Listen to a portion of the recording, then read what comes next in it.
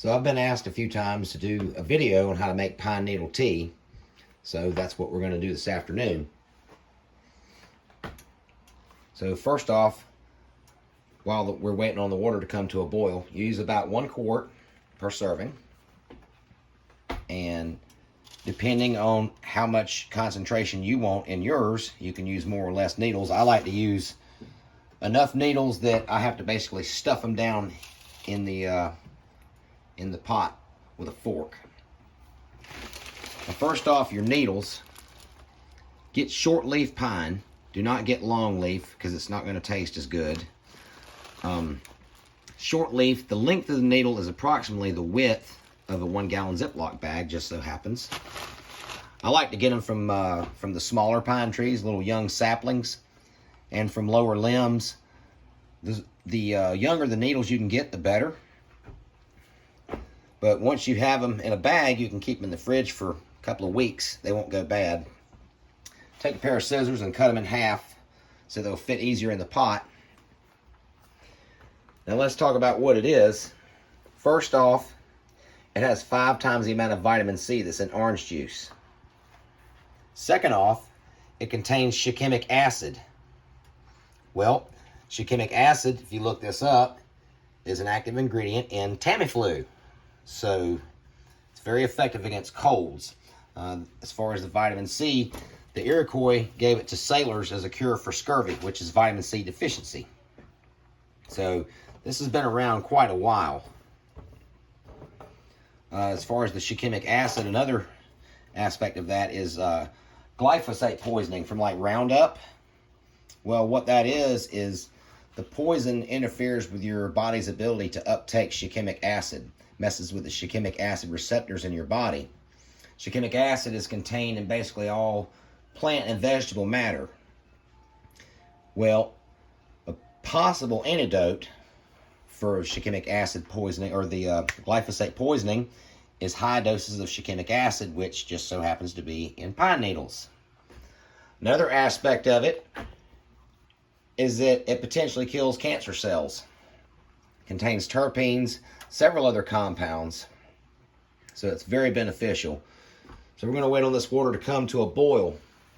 Now the thing about this is you don't want to boil the needles, but you want to bring your water to a boil, and that's just me, because a lot of times I make this, I'm out at camp or whatever, and I'm of the habit to boil my water for sanitation purposes.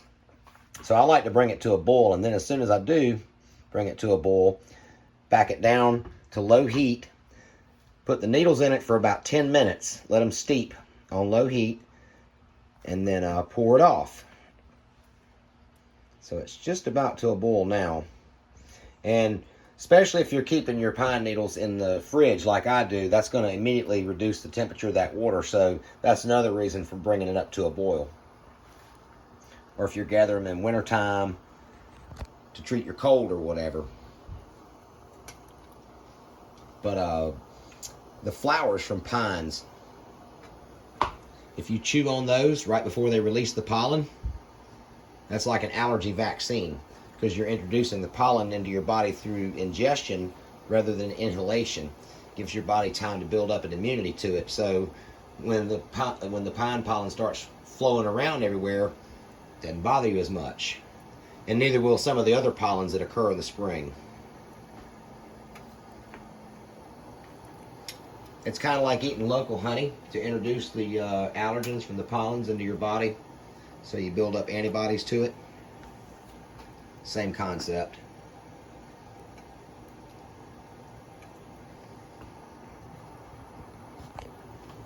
All right, 6:18, we're going to drop the needles in. Another thing about pine is it has antiseptic and antiviral properties.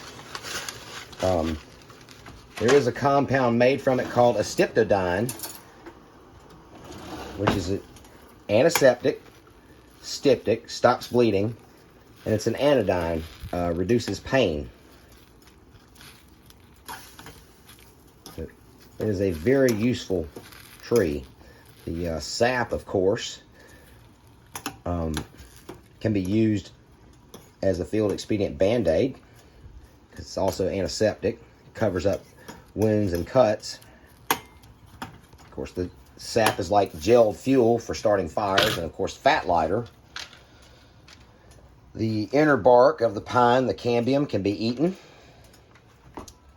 The pine nuts are edible. So yeah, it's a very useful tree. So like I said, 618, we put them in. I'm going to steep it for 10 minutes, then pull it and show you what the color should look like. Like I said, low heat, do not boil it, steep it. And you see I've got it pretty much packed full of needles here. That's about the concentration I like to make mine at. So we'll check back in a few minutes.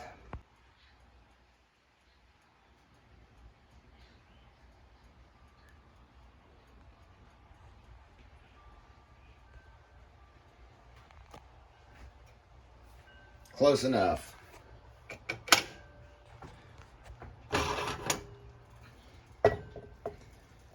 You don't want to exceed 10 minutes on this.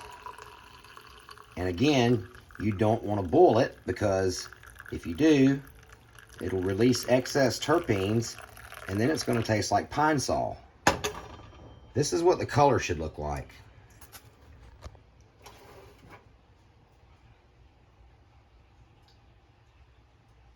It should be a clear yellow. And it should smell like lemon. You should actually be able to smell it, and it should not smell like pine sol. If it smells like pine sol, forget it. You've ruined it. So you need to start over. If it's done right, that's what it looks like, and it actually tastes like lemon tea.